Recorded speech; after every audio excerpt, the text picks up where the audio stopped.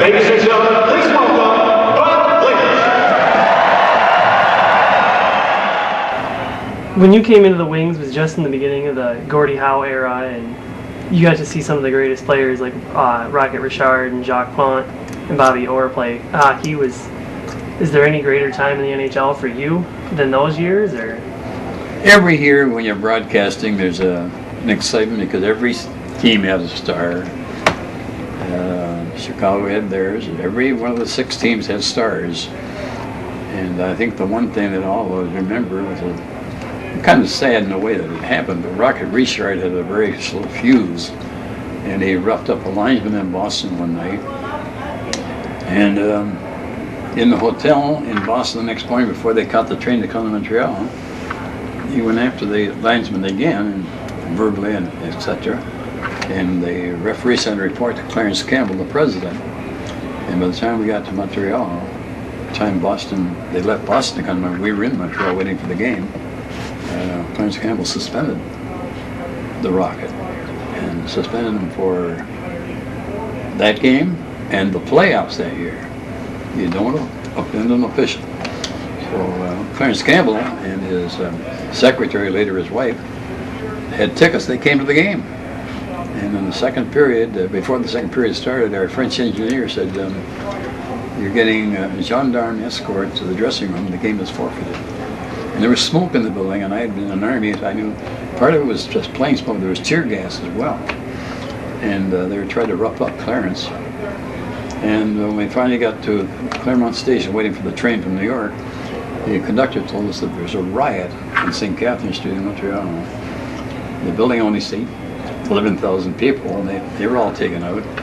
And a lot of the kids from the area came down, and they turned over squad cars, streetcar, broke windows, stealing and pilfering.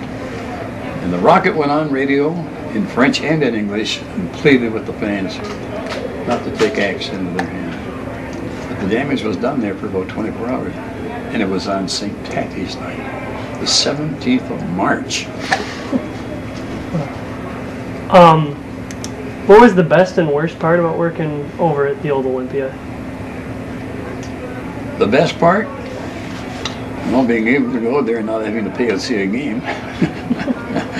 And our broadcasting location was just a hangar off the balcony, and the chicken wire around the building, so you could hear everything. You could hear the fans yelling at the players, some of the officials yelling at the players, and some of the players with different language yelling back at the officials. It was very interesting, part of the era, and the visiting broadcasting booth was in the organ at one end of Olympia, and that's where Foster Hewitt used to tell me, he said, it was amazing, he said, you got a good view from one end of the rink, but he said, people smoked in those days, and sometimes you couldn't see the other end of the rink. Same thing in Chicago. You get so much smoke there, you can only see about 3/4 of the rink. Do you ever wander down to the Olympia sign down over by the dressing rooms nowadays to bring back some memories? Well, when you walk through here at the Joe Louis, when you walk down to the dressing room area, you see a couple of signs: Gratiot Avenue, Grand River Avenue, Olympia Stadium, next block. And it was nice of them to keep those symbols of what that era was.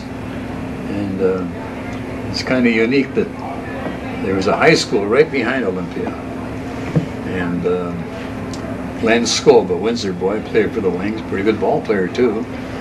And he moonlighted by playing for a fireman's field team over here. Jack Adams went out one day and happened to see the game and saw Glenn, who had hurt his ankle in Toronto, playing baseball at the field.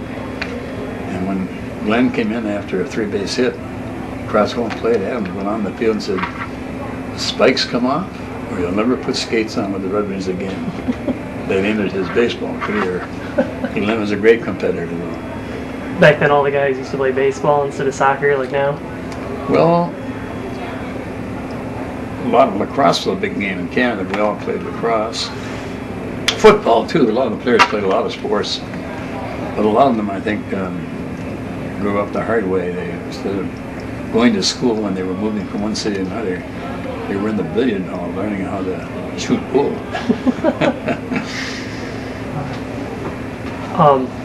After being here for the success of the 1950s and the play of the 60s, but the lack of Stanley Cups, was it difficult having to, or not having to be, but being around the organization here in the 70s and with including the switch to here at the Joe from Olympia?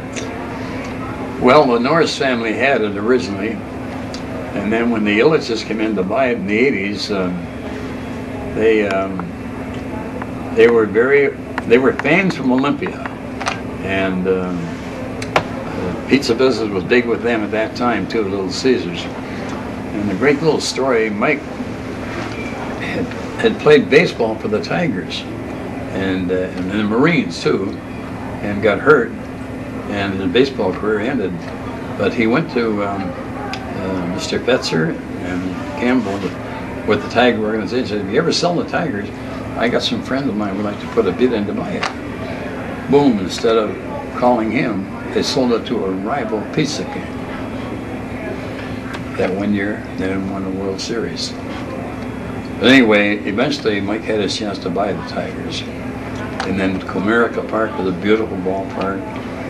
And Mike and Marion have given so much back to the city. Fixed the Fox Theater up beautifully. And with Kenny Hall and Jim Nill, two of the great leaders in hockey now, the Farm Club in Grand Rapids, the Illich is keeping the next-coming Red Wings close. And that's what how you sell hockey, and that's what they're still doing today.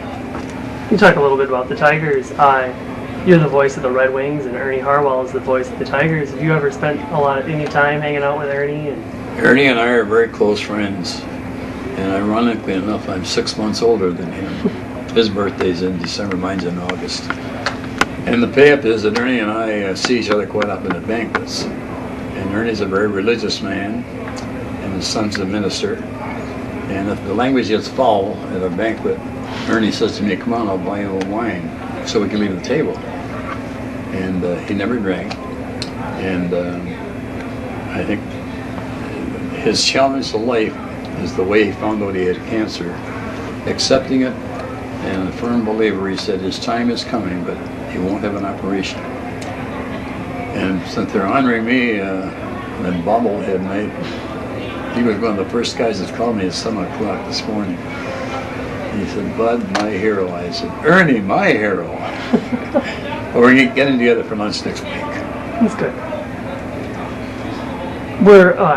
We talked about the Illiches coming in and buying the team there in '82, and was there anything you could see right after they came in and drafted Yzerman? Were there things you could see in the Wings in the 80s and early 90s that reminded you of the Howe years? Well, a lot of things happened after they took over, and the recruiting department as well. But I think most important of all,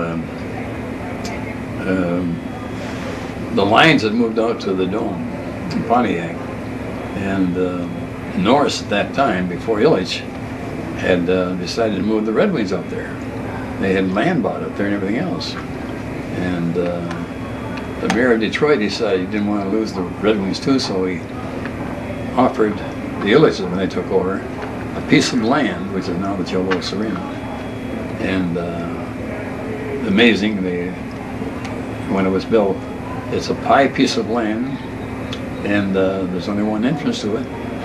So when the circus comes to town, they come in the way. But I saw them building it, and I saw them bringing the steel in, the lights, the electrical stuff. You got to go out the same way. So the Illich spent a lot of money, fixed up the concourse, and put beautiful suites in, and give something back to the community, to the fans. And the fans are not just Detroiters. They're from Ontario, they're from Ohio, they're from Illinois. They come from all this immediate area.